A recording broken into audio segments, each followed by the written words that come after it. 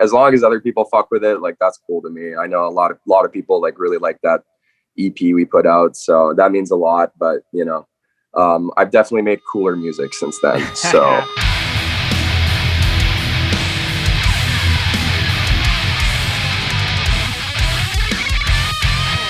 I don't trust something like that. I'm ready to buy right now. Open that button. I will not buy if you want me to get naked. I don't feel like that's appropriate. Naked. You want to see my genitals? That's not okay.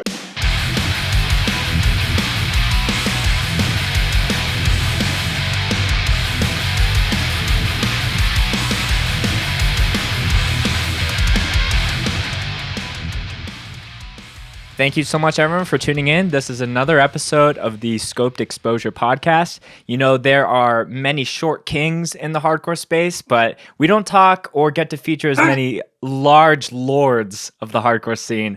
And I'm really stoked to be welcoming on a very good friend of mine, Luca from the Vancouver hardcore scene, Here and Now promotions, not productions. We don't make movies, we put on shows. And and Groza as well. So dude, I'm really excited to have you on the show today, buddy. Hell yeah, thank you for having me, bro. Yeah. And you know, in relation to your very elaborate intro, Luca is one of the tallest motherfuckers I know, especially in the Western Canadian scene. I think at Endgame's second show, I dubbed you as my favorite lanky mosher. I do remember that. Yep. I definitely think that's a talking point for this episode, as you know, giving some guidance to people who are over 6 foot as far as what mosh styles would be best. Right. But for those that don't know, do you want to give a proper introduction, your first and last name, and how you're known as far as hardcore goes? Okay, yeah. So my name's Luca. Full name Luca Sladoje. To clear up any confusion, that's Sladoje. I will not be accepting Sladoje anymore. It's on record, you know. Yeah. Use that as a reference point now. Absolutely. Yeah. But yeah, like you said, I front a death metal band called Groza. Some people may know me from a band I used to play in called Backbite. I used to drum in that band, and I also book shows here in Vancouver with 2 of my friends under the name Here and Now Promotions. Yeah. So I think the original entry point into meeting was through Backbite, and you know, Backbite. I believe so. Was the Scope 2 year your guys' last? Or no, it was the last show before deciding to break up, and then it was the last time we played Calgary, and it might have actually been the last show before we did our final show or whatever. One. Yeah. So definitely, you know, the initial ground that was laid work for our, you know, friendship, and then getting to see you do a lot more on the promotion side of things has been really cool. And then I think you are someone that I've just watched from afar start all these like really wild ass like Vancouver bands that like some like exist just for maybe a couple shows, and then some go a little bit longer. But before we get into all of that, Luca, we got to check some bevs for the episode. Yes, sir. Here. So it sounds like you're prepped and ready to go. So how about you debut what you're going to be sipping on? Okay, well, today's episode of the Scope podcast is brought to you by Water. A timeless classic. But I've also got a Rain Energy here. I've got the Orange Dreamsicle, which is by a flame. So it's definitely the best. I don't normally do the Rains anymore because I think my sensitivity to like there's Red Bull energy drinks, and then there's like run you over like energy and crash, which is this is the one that's got me bouncing off the walls for sure. Definitely. But yeah, balancing the scales, it sounds like, with caffeine and water. So I love that. Yeah, I've already had like 4 cups of coffee today, so I'm already fucking buzzing. But the scales are already maybe off, and you know, this is coming in you know, 50-50. But as far as bevs for me go, I am just drinking a sparkling water myself, an AHA super classic. You love those, eh? Yeah, they're definitely, this one specifically is my favorite flavor. It's the peach honey one, because I have never seen any other sparkling water company do anything with honey, and I think it's underrated. Sick. So that's what's up. Cheers to you, buddy. Really excited Cheers, to have you on baby. the episode finally. Let's go. I feel like this is something that we have, loosely chatted about for a number of years, but we have, yeah. Especially with the Groza EP that just came out, I was like, okay, now it's time. I think so, yeah. But Luca, any new guest that comes here on the show, I always like to get a bit of like the origin story about how they got into heavy music and hardcore and punk and counterculture, however you want to spin it. So take me way back in time to like the first time that you, or the origin points of where you think, started this whole thing for you. Okay. Well, I mean, like most people, I can definitely credit Tony Hawk and ATV Off-Road Fury and SmackDown versus Raw. All those soundtracks like went right the fuck in. So, yeah, that's definitely probably my earliest exposures to like heavy music. But I think where it really snowballed was when I was in 5th grade. I had an older friend who put me on to a band called Megadeth, which I still, really love, as corny as they can be. But yeah, so I mean, I remember it was around that time, like I was like discovering like CDs around my house that my parents had like over the years, and it was just like classic like hard rock shit, like I don't know, Pink Floyd, and like just like classic rock stuff. And then yeah, I kind of wanted to dive a little deeper, and I was talking with, I think this was like the first year that I got Facebook. I was literally like 10 or some shit, and I had an older friend who I was like talking to one day, and she was like into metal. And I was kind of like, I think we were just like talking about music, and she was like asking me what I was listening to. And I was like, oh yeah, I'm listening to like, I don't know, fucking Dire Straits and like Pink Floyd and shit like that. And she was like, oh, have you ever heard of Megadeth? And she sent me the video to the song Wake Up Dead, which is, I believe, either the first or second song off of Peace Sells, But Who's Buying? And it was like right there, I was like, this is the nuttiest shit I've ever seen in my life. So that's where I really dove into like metal. And then, shortly after, discovered like the big four of thrash, and then dove into, Slayer, Anthrax, all that shit. I was already kind of like familiar with Metallica because like that's just like a house. It's like a household name, Right. But yeah, man. So I think actually later that year, Canadian Carnage Tour 2009 rolled through Vancouver, and that was Megadeth and Slayer with Machine Head and Suicide Silence as supporting acts. Oh, okay. And yeah, like I said, I was like 10, and I saw this like Ticketmaster link pop up one day, and I like begged my dad to take me, and he took me to that show at Rogers Arena. That was my first like live music experience ever. Was a big stadium show at Rogers, or I guess it was GM Place at the time. Mm-hmm. But yeah, man, that's kind of how it all started. And then yeah, I mean, I've had phases with like different styles of heavy music throughout the years. Like I started out as like a thrasher, and then eventually got into some, less bumping stuff. I had my deathcore phase and metalcore and whatever. And eventually discovered hardcore probably when I was in like, I don't know, 10th or 11th grade. Mm-hmm. Started coming to local shows probably, I think like 2015 or something. And yeah, man, just, fell in love with it. Fell in love with hardcore, especially. So yeah, well, I feel like there's a couple things I want to break down before we do like the era of like the more accessible local aspect of, I guess, your journey.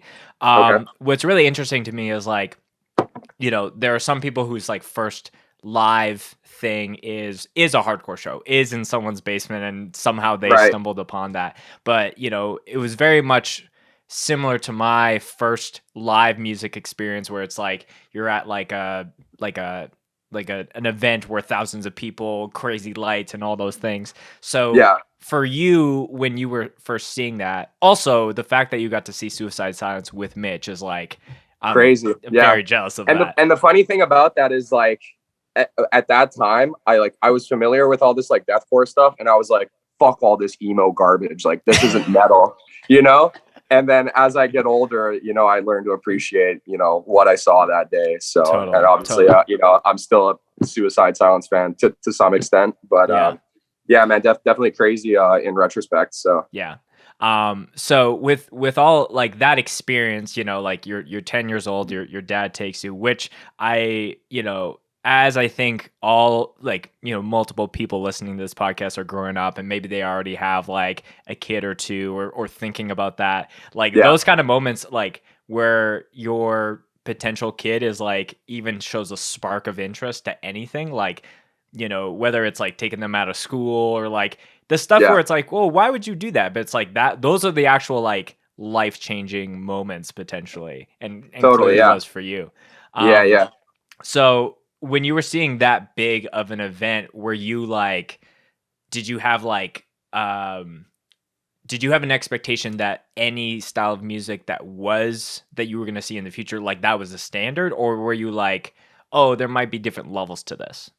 Kinda, yeah. I mean, like that's what I knew and what I had seen is like, big, stadium show, fucking wall of like Marshall amps in the back. Like that's like what I thought the standard was. Right. And then obviously, once I started coming to hardcore shows and seeing how, small and intimate things can be, then it was like, okay, this is a little more up my alley, I think. But man, and the reason I asked this is the very first very like live music thing that I was going to when I was at a very similar age. I know like I'm a few years older than you.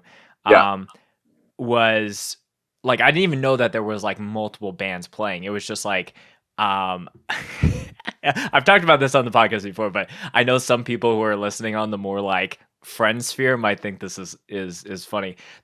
My dad took me to see Nickelback live. Oh, okay, hell yeah. And I went, and again, it's like I thought we're just going to see Nickelback. I don't know how the show works.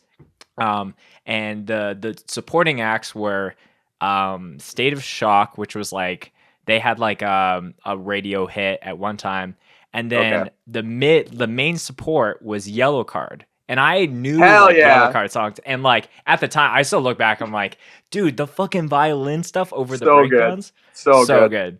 So like, again, it was that whole like, oh my gosh, like I guess this is happening. And it's just like, I was just a sponge and I was absorbing it. I think the thing that turned off, I'm a Nickelback fan to this day now, but I think at the time, something that was really like turning me off about the show was like the over the top, the production. Like they had camera operators just to like take videos of like super like girls who were just two sheets to the wind, just like rocking out to Nickelback and just like shit like that. So it's I think there was an element of like, okay, I understand that, but like I want something that's a little bit more. And like you said, like I didn't even know if that even existed, if there was a version of that was more stripped down, more about the music than the actual event. So that's why I was asking that question for you. Yeah.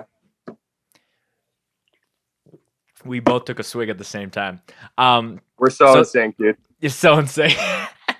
Similar first show experience, drinking bevs at the same time. So tell me about like your first hardcore show and how you found out about that. Okay, well, I guess my first, or it wasn't not like even hardcore, but just like a DIY show. Okay, fill in the blank genre.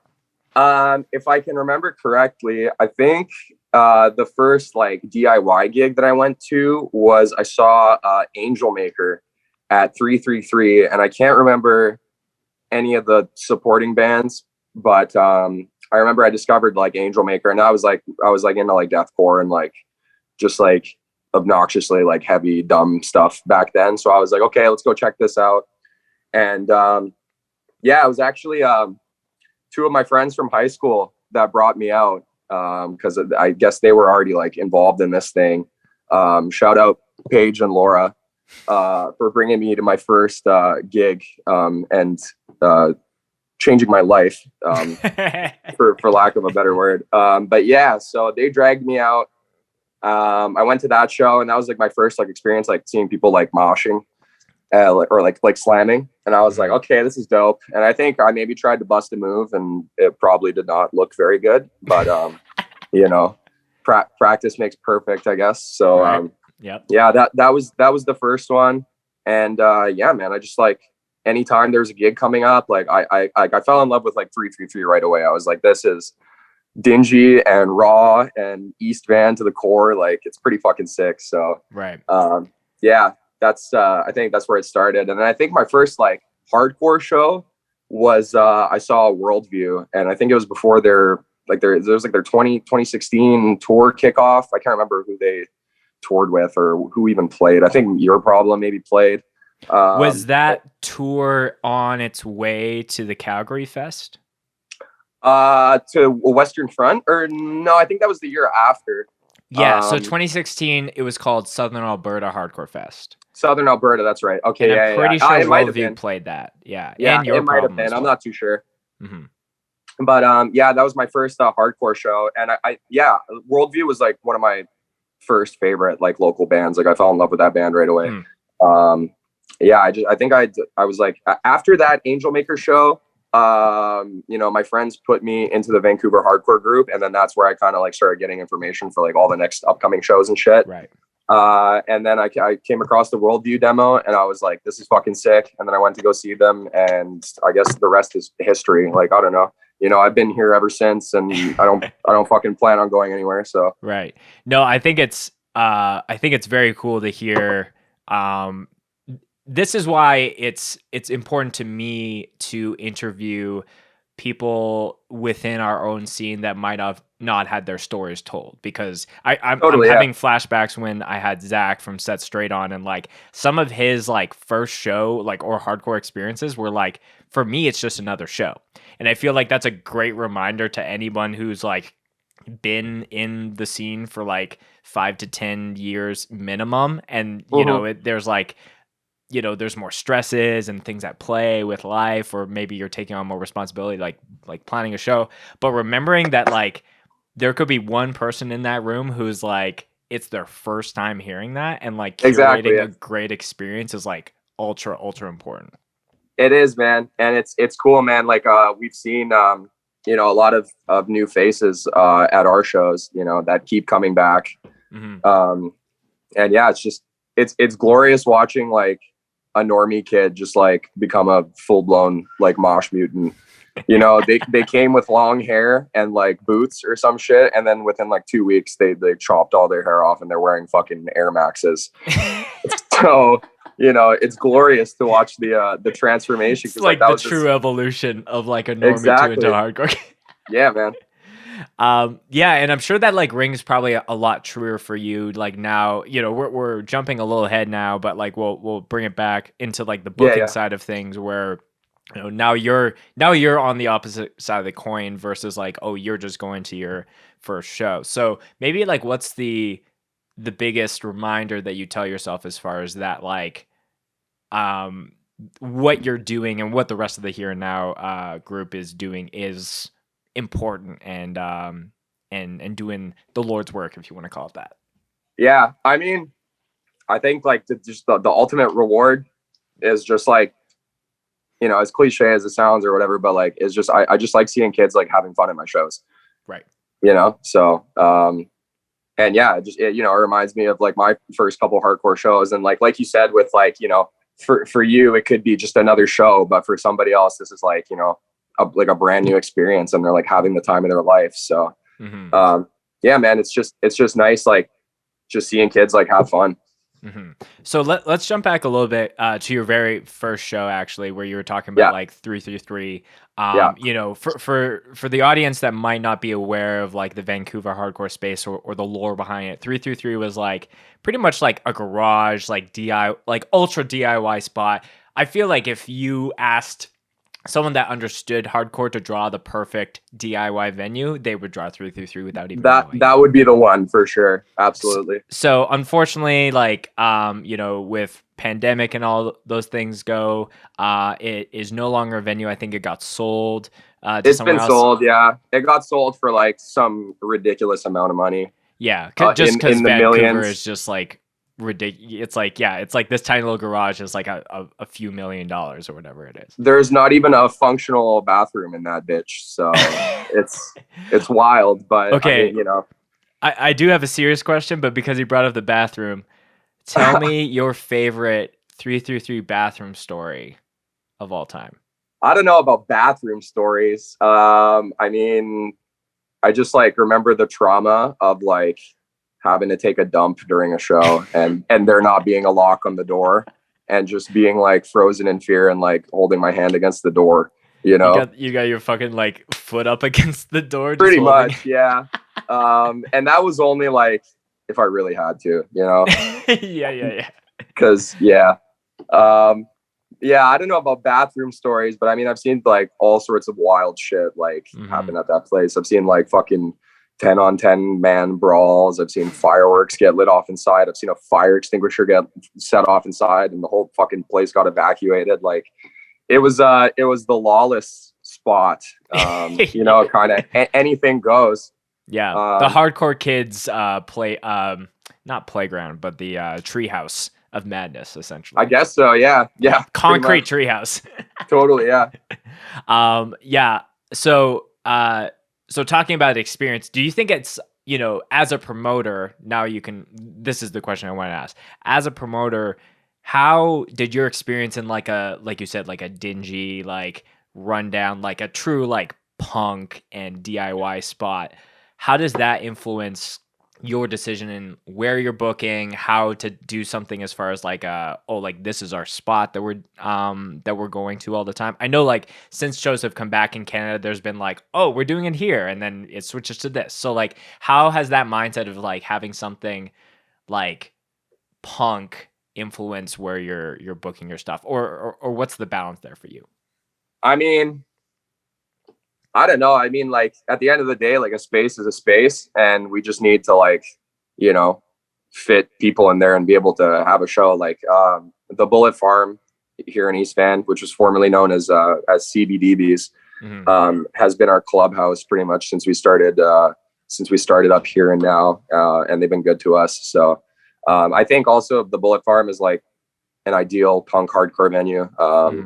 It's not huge, but it's not small. It's got a good size stage. And you can, you know, cram a lot of people in there and have some fun. So, yeah, I know when I was telling my boss, that I was playing in Vancouver, cause obviously Aram lives in Vancouver. He was like, oh, where are you playing? And I was like, the Bullet Farm is like, that's where we want to play if you're here. So, yeah, I'm very excited about that. There was another spot that I've seen here and now do a couple shows at that's like, it's more like a garage, and there's like see, yeah, that was Gigi's Garage. Oh, okay. Which has since shut down. But we did have the privilege of hosting 2 very fucking dope ass gigs there. That's definitely probably the most like memorable one that we put on was when Meantime came through. Right. And yeah, that show was wild because there was 2 events going on at the same time. So like we had our show and there was like a skate comp or like a demo going on. So they just had like ramps and shit on the floor, and there was like people like skating and moshing at the same time. And it was just like chaotic and just like the perfect like mix. Oh yes. Like, and yes. there was a lot of fuckery that came with it and a lot of like beef and stuff. But I mean, that's like expected, I guess, when you get to, you know, different groups of people clashing with each other. But yeah, man, that was that was a good spot. And then we had One Step Closer, who I guess MRG bailed on their show, and we picked it up. So we had that one there too. And yeah, dude, Gigi's was very reminiscent of 333 for sure. A little bigger, but yeah, man, just like, yeah, raw, like garage vibe. Fucking, it was sick. Yeah. So, you know, you were bringing up the MRG thing, and I'm okay to talk shit on MRG because they have done no favors for me. If anything, creating more problems as far as filming shows, just because they have like weird rules with their tours. But I like, message all the bands, and they're like, "Well, of course you can do that."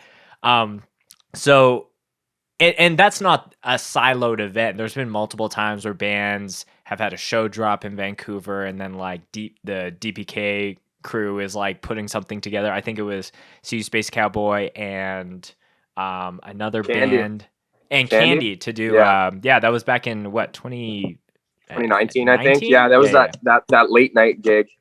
Yeah, because they were on tour with Stick Your Guns and Knocked, if I'm remembering something correctly. like that. Yeah, I can't remember exactly. Yeah, so like it's a lot of fucking like stress and work to like do a show in 24 hours. So Yeah, well, I mean, we had like, or I think a like short amount of time versus like an a week ideal or like two. Yeah. right. Yeah, So we were like definitely cramming and trying like all of our options, and I'm thankful that gig was not as good as I expected it to be. But obviously, with such short notice and stuff, not a lot of people made it out, but it was fun nonetheless. So yeah. So like what are things that you I guess like you're mentioning like practice makes perfect, and that could be for like moshing or just like for booking shows. So what are the things that you feel have been perfected in the here and now machine as far as booking shows go, and maybe what's something else that you're like, we're still working on this process? I don't really know. I mean, I like the way everything's going right now, and I think people kind of, as far as like hardcore and punk in Vancouver, like people know the name Here and Now, and it's I mean, like we kind of have modeled ourselves like after pretty much like what DPK was doing, right? So we're like DPK Junior in a way, like there was a passing of the torch or whatever you want to call it, but yeah, I mean, I don't really know. Like I wish I had Tyler and Eli here to help me out, but I like the way everything's going right now, and right. It's just it's all uphill from here, I think. Right. Big things coming, or big whatever. Things coming, man. So speaking of Tyler and Eli, again, two great people. My bestest friends. Also, like met both of those dudes through the Backbite era. Correct. So with having like multiple people doing a show, like do you guys split up responsibilities like in different ways, or is it like all of us could handle anything at any given time? That's kind of what it is. I mean, there's no like assigned like positions for what anybody does. I mean, I handle most of the, like the social media shit and like announcing shows as far as like Facebook events and like Instagram posts. I know Tyler just made a Twitter for us. But yeah, I mean, everybody has like their connections and stuff with venues and like their people. So it all just depends on like, like I have connections with like, Bully Studios here in New West. So if we have like, if there's like, Bullies gets brought up, I'll be the one that'll be like, okay, I'll go talk to them. So right. It's just like everybody does a little bit of everything, Mm-hmm. Yeah, that I feel like that's really cool versus like, well, like you're the person that does this and I keep my hands off of it. And sometimes it is good to like know what you're actually the best at versus like trying to always perfect like something that you're clearly like not skilled in. Right. So kind of doubling down on your strengths there. But that's cool that you guys are like, if someone is on a tour or having something going on in their life, it can be like, okay, well, the machine doesn't stop now because we don't have this gear in the machine. Right. Yeah. How'd you guys come up with like the name Here and Now? Okay, well, the name Here and Now is a very blatant ode to the band Strain, which was a old Vancouver hardcore band from the 90s. And their singer died in like an arboring incident. I think he was like he worked with something involving trees or arboring. Right. But we all just really loved that band, and we wanted to come up with something that was relevant to Vancouver and Vancouver hardcore.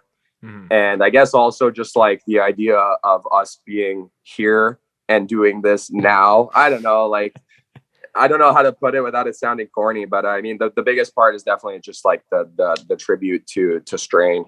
Yeah. So yeah, I like that. That's the origin influence, but also this idea that's like Vancouver hardcore is not past or future; it's here and now. Exactly, pretty much. Yeah. Yeah. Yeah, that's very cool. I like that little ode to it. I also have a friend who's an arborist, and I was like, dude, I don't know how you do your job with like chainsaws like swinging by your belt loop. I've seen videos, dude. It looks absolutely fucking hectic. I couldn't do it, but so we've talked a lot about promotion, but we haven't talked about any of like the band stuff that you do. So we've brought up Backbite a couple times. So like talk to me, even though that band doesn't exist, I still attest like that band being very important as far as like the entry point into things like Groza, things like a Morning Star, like some of those things. So like talk to me about like for the people. There will be lots of people who are listening from Vancouver who know the whole like journey, but there will be lots of people listening who are like, I have never heard this band name before. So tell me the whole arc of Backbite from your perspective. Well, I mean, Backbite was, as far as I know, pretty much all of our, like every member's like, that was our first band ever, or I guess our first like real band. So yeah, I mean, it was kind of short lived. I think, we kicked it from like 2017 until 2019. And then Groza stemmed off from it because me and Christian were like, yo, we want to like play death metal. So that started. And then obviously, once we broke up, I mean, like, that's just like the coolest part to me is like once a band breaks up and you see all these like cool new projects like stem from it.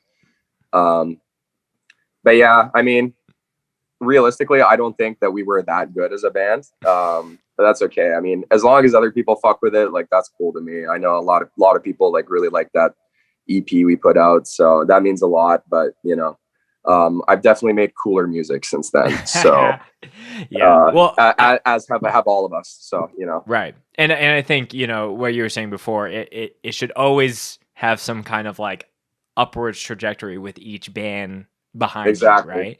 You, right? And hopefully it's like the content or the music is good, but also like there might be more and more recognition because there's some bands that just pop up and that just explode and someone's first band and they're going crazy, but sometimes it takes like someone's like fifth or sixth band to be like, okay, this person is not like a 6-month phase and they're here to stay. And then it takes off. So that's always been something that's interesting to me. Yeah, man, it was a fun run. I mean, like I'm very thankful for that band. Like, I did a lot of things that I thought I would like never do. Played with some of my favorite bands. We played like alongside like Terror and fucking Integrity, Sabalba, like the list goes on. So, for the first time, like hitting the road and playing, somewhere out of, our home or our hometown. So yeah, man. And there'll be plenty more of that with all of our new bands too. So, have you always played drums first? Because since Backbite, you've been doing vocals, primarily. So like, which came first, like sounding like an absolute like demon or doing blast beats? Drums came first, definitely. Okay. I mean, that's the thing with me is like, I feel like I have way too much energy to be trapped behind a kit. Also, photographers never get good pictures of me, so that's a big one. No, I'm so kidding. We switched from drums to vocals just for the images, baby. Yeah, pretty much. No, man, drums came first, but I mean, I've always wanted to front a band, and I think I don't even remember how the idea for Groza came up. I think Christian was like, "Yeah, let's start a death metal band," and I was like, "I'll do vocals, because why the fuck not?" And I like fucking shouting and yelling just like anybody else does, so it's a good outlet. But drums came first, but I've since taken a break and kind of been focusing more on the vocal role. But there is talks of me playing drums in a band very soon currently. Okay. So we'll see. Again, big things coming. Can you say that for the people in the back? Big things coming. CUMING, right? Yeah, man. Yeah. But yeah, I'm just focusing on vocals right now. Honestly, it's more fun for me. Yeah, and you were still doing a bit of vocals while drumming in Backbite. Yeah, I mean, I did like backup kind of shit and like secondary vocals and like Backbite and stuff. And then obviously, before Groza got a drummer, I was doing double duty, which was fun. But I like holding just the mic a little more and being at the front of the stage. So. Around the time that Backbite is breaking up, Groza starting immediately, but there was like a bit of a lull between this latest EP that came out. So well, Groza had started while Backbite was still a thing, and it was literally just 3 core. It was just Backbite without Eli. It was just me, Christian, and Chris. And then we put that one demo out, and I think we played like, I don't know, 4 or 5 shows, like a really small number, and then it just kind of fizzled out for a bit. And then me and Christian were talking about it, like last year, talking about how we should bring it back and get a full band as opposed to just the 3 of us. So Azzy from Cleaver is on drums now, and Polish Alex from Sedition is on second guitar. We love Alex. We do a Slavic king, shout out. But yeah, so now we're a full band, and we're sounding mightier than ever, and I'm definitely confident for the future. So yeah, when he moved to Calgary, and I was just like waiting for him to start a band, and then he moved to Vancouver. I'm like, at least be in a band out there. And then when I saw that he was linking up, I was like, this is very, very sick, and a perfect fit musically, I think, as well. Yeah, we've actually got another band on the fly right now with Kyle from Culminate and Tyler from A Morning Star. It's a hardcore band. We played one show. We actually played with the Enforcers last month or 2 months ago. It's called Second Nature, and I think we'll have a demo out probably pretty soonish. So that's interesting, because I remember that when Endgame played, you were giving us a little bit of shit because we were playing without a demo out, but you yourself did that. Yes. I mean, that's the rule. That's the rule. That is the rule. But I mean, I get it. I did that too with like shit before, just like hyping up projects that like don't even like exist yet.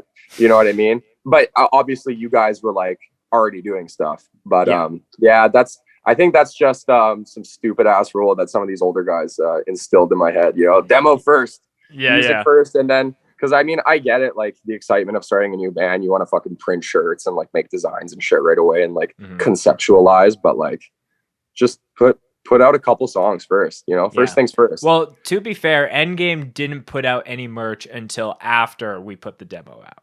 This is true, yeah. Yeah. Or we had one shirt at the 2-year that was just our outline. And I almost was like, why are we printing just our logo on a black shirt? Like, that seems like the most cliche hardcore thing to do. But it's okay, man. Like I said, like the band that I was just talking about, me and Tyler and Alex's new band, like we printed 2 shirts for our first show last month too. And that was literally just Tyler deciding that he did like a couple mock-ups of like designs, and he was just like, fuck it, I'm gonna print these. Yeah. And we were like, okay. And whatever. We sold a few, and you know, we got some good feedback. So yeah. I definitely think it's like, I agree. And I do think that it's like, I would rather have bands to like more new bands to play shows versus the same band that I've seen like 20 bazillion times already. Yeah. I mean, start more bands. Start more bands.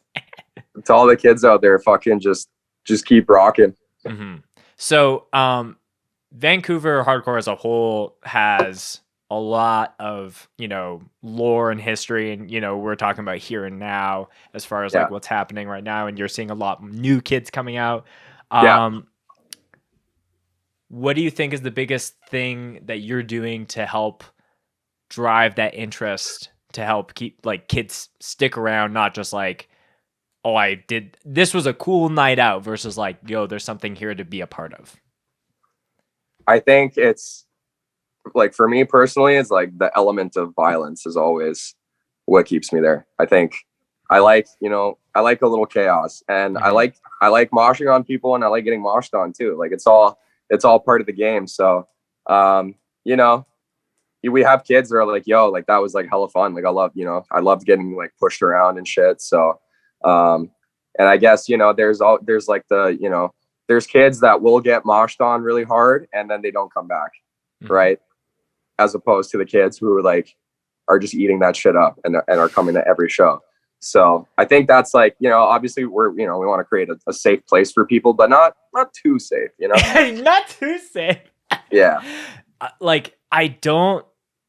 was talking with Dan, who plays bass in Endgame, about this yesterday, about like how dare something like violent happen at a hardcore show, you know, because like Yeah, what's the fucking name of the genre again? Yes, exactly. Like, I think it's like I think it's something just in the person where it's like, you know, I've had so many people come on the podcast where they've told like, I got fucking knocked out at this X band, you know, show, and it like sealed the deal forever. And then I'm sure a lot of people had the exact same thing, and they have not gone to a hardcore related show since.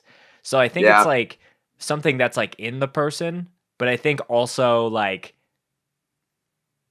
I just think it's like down to the individual. And like, I would rather like you said, like create a safe space. So it's like not anything deliberately is happening. That's like, oh, this is like now a little sus, but having it where it's like, yeah, if you're down in the pit zone and you take something to the face and you bleed a little, that is the name of the game, you know? Exactly.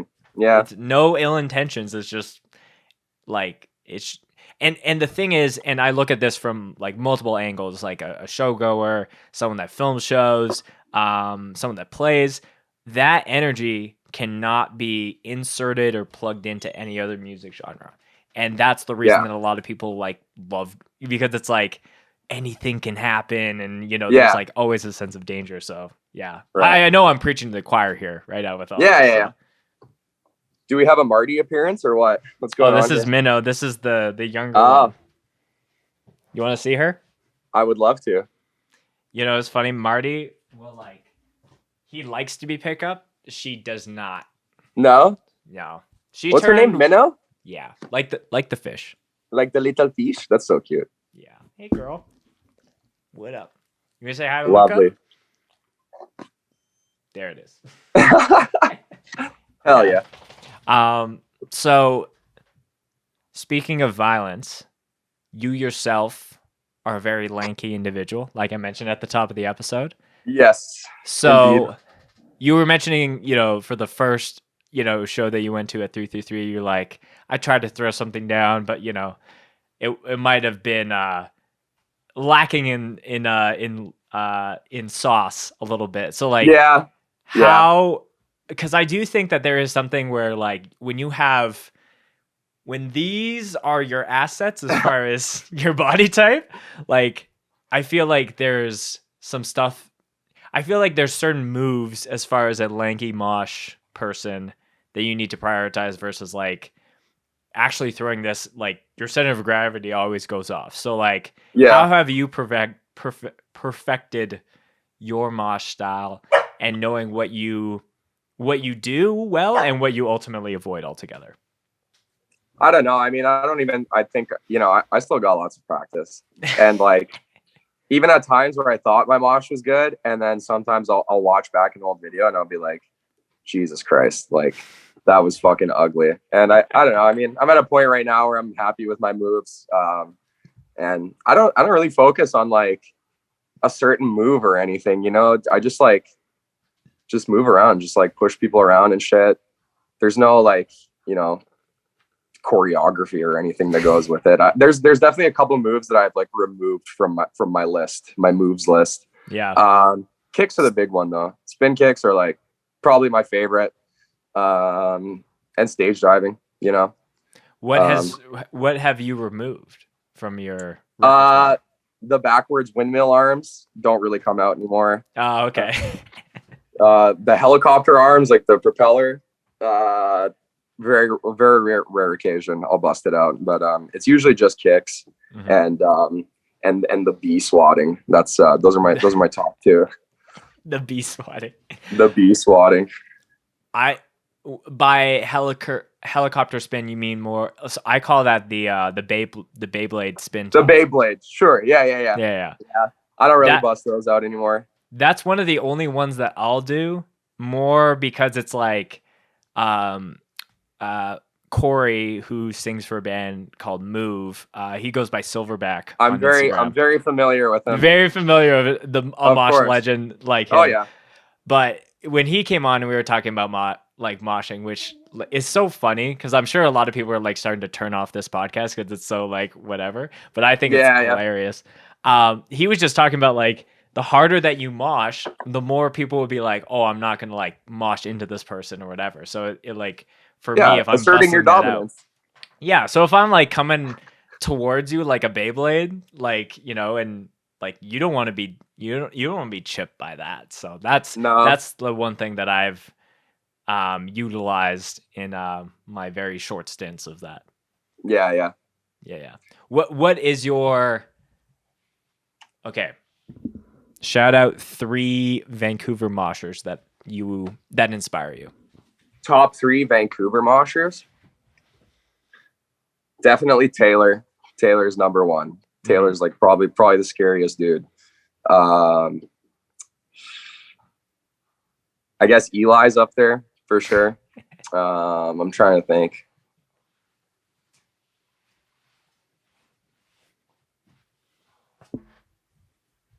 These are important titles to give out, so. Absolutely, yeah. No, that's why I want to give it some thought. Definitely Taylor and Eli are up there. Eli has recently started busting out these like the 360 spin kicks, and they're looking absolutely mint right now. So shout out to Eli. Perfect Those are combo. Fire. Yeah.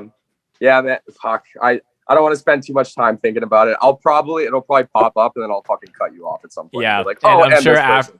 Yeah, and I hope, you know, people aren't texting you after this podcast drops like, why the fuck did you not say me, bro?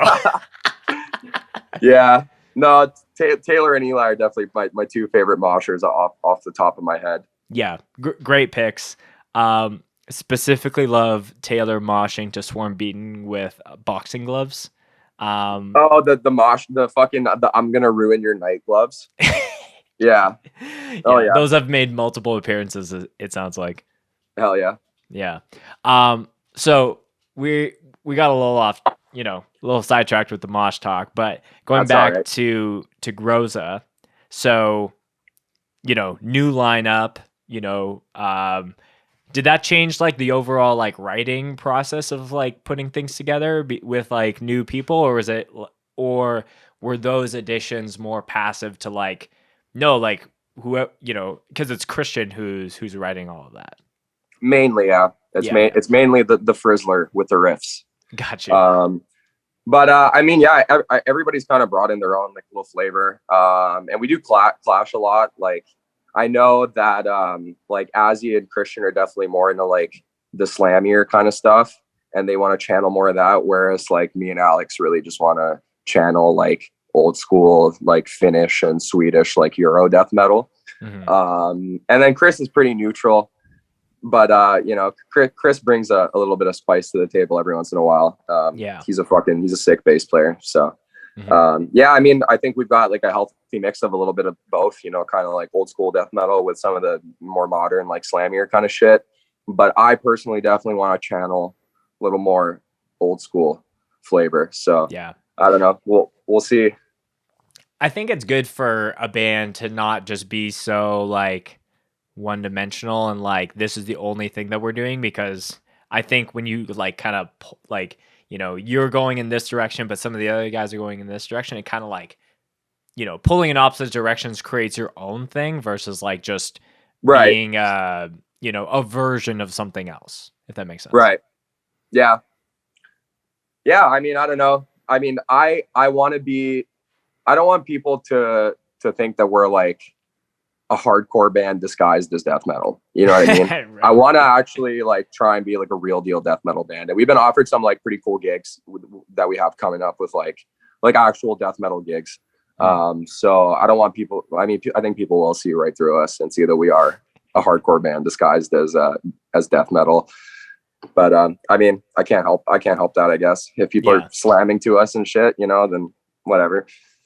Well, you know, it's interesting because like we're in a time now where there's like tons of cool bands like 200 Stab Wounds or Singosugabog that are like all hardcore kids that are, you know, writing this death metal stuff. So it's like exactly, yeah. The ability to play in both lanes, I think, is awesome. Where it's like it is dope, and that's what I think is coolest about like this like new wave of like death metal, or I guess like hardcore adjacent death metal bands, is just that like the crossover, I guess. But Yeah, man.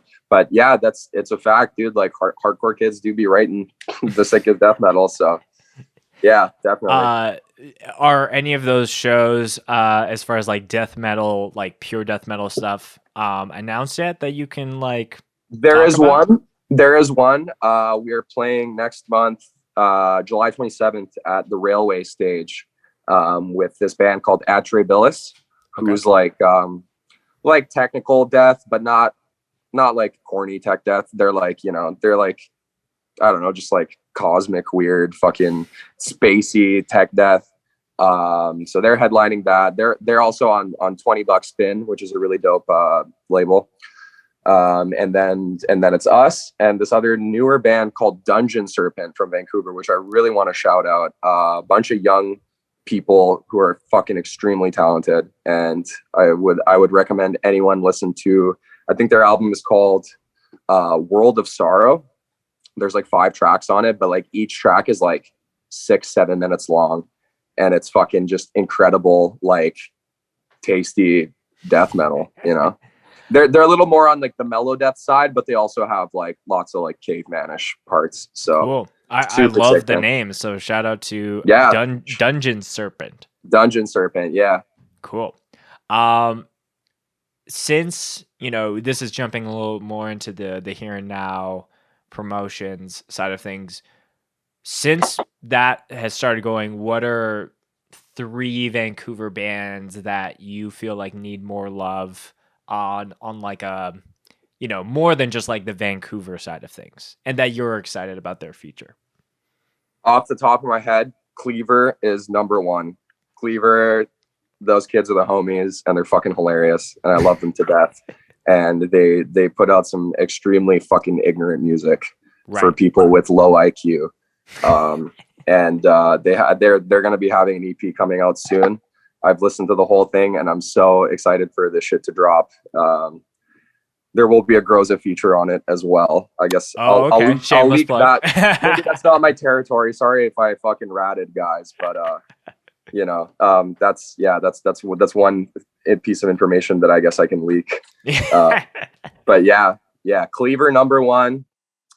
Incision is killing it. Incision is like I guess like metallic hardcore, metalcore. They kind of sound like Vane. So they're killing it right now. And then Smother, which is a really dope hardcore punk band who is on Slow Death Records.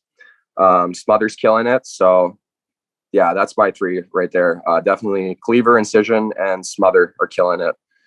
I feel like I don't want to forget anyone and hurt anyone's feelings. Like literally all Vancouver bands are like killing it right now.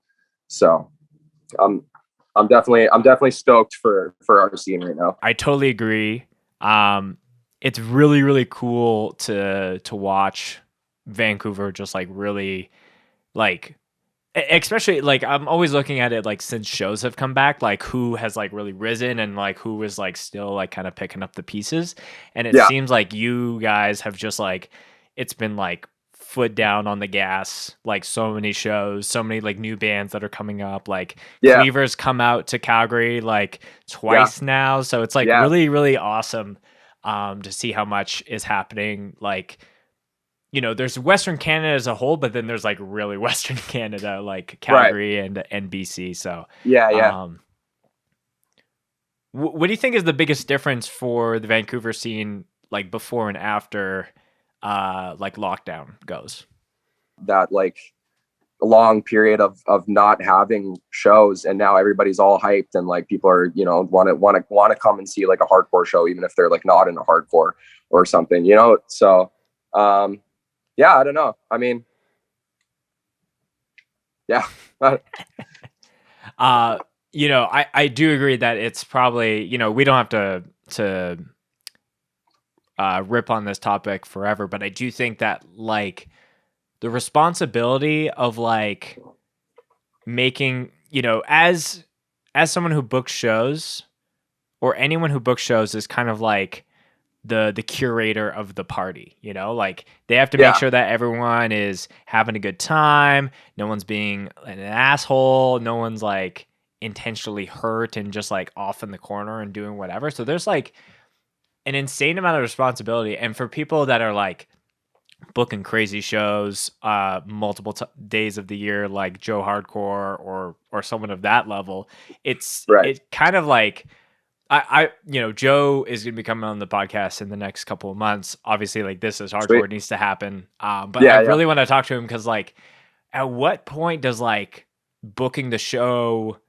like where do you still find the joy in that? And like you were saying, like, you're you and being compared to Joe Hardcore is like 9-day difference. But it's like, I think the same, I hope that he says the same thing where it's like, I just like seeing other people having fun at the shows. Yeah. And that's what makes up for like, the stress of the day or like any of like, okay, we ran into this issue and now we have to problem solve and do all these things. So like, I think it's like, it's really, hardcore is like something that you learn by participation. And totally. Yeah. Yeah. And I feel like those skills are super applicable to other things in hardcore, but also other things in life as well. Absolutely. Yeah. Mm-hmm. So, Luca, we're heading towards the end.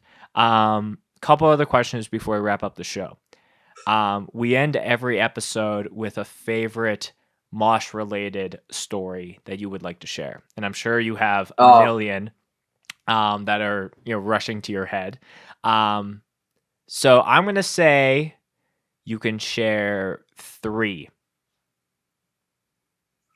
I'm going to have to think long and hard, but I didn't come prepared for this. Everyone gets asked this. I don't know if it's a Mosh. Okay, there's one off the top of my head. I don't think it's really a Mosh related story, but the DPK 4-year anniversary, Sebulba headlined. And I remember we were obviously all like a little younger at the time and not, as hard of moshers as we are, now. But I remember there was towards the end of Sebulba's set, a brawl broke out between 2 groups of dudes. I can't remember who or what, but I remember.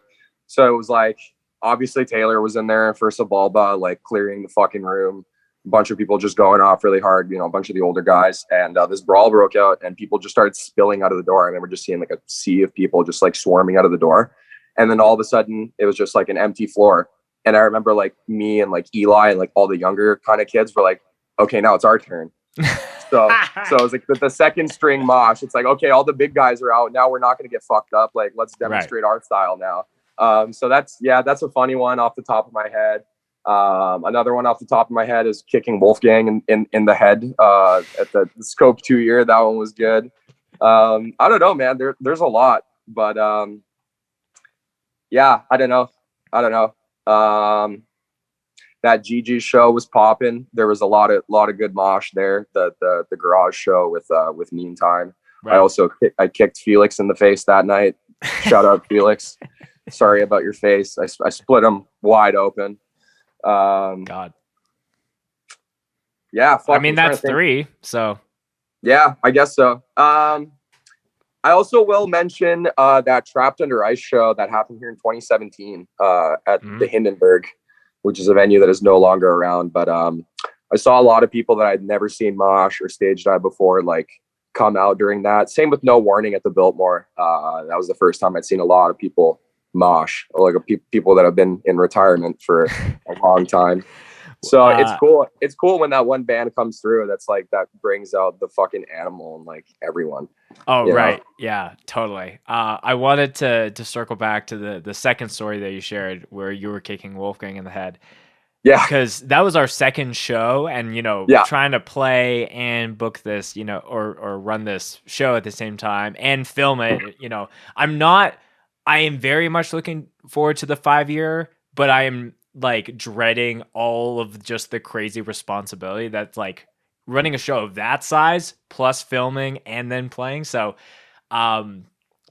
because of the weather of that day, it was like the most important thing to me at that time was like Luca needs the Backbite boys need to be in this room when we play. And so we're just pushing it, and then you guys like literally like showed up in the parking lot, and I like had my guitar in hand. I looked down, like, okay, they're hid. That's we right. Can start playing now.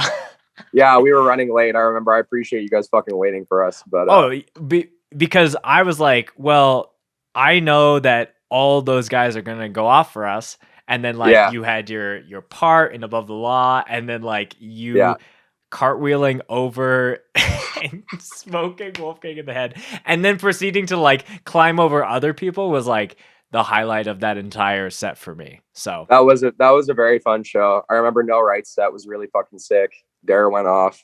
Yeah, that was a good time. Yeah, it was a good time. Luca, all of your links for Here and Now, Groza, all your shit will be in the description in the YouTube links and all that. But if there's anyone you want to shout out, anything you want to plug, or anything you want to send the people off with before we sign off, the floor is yours.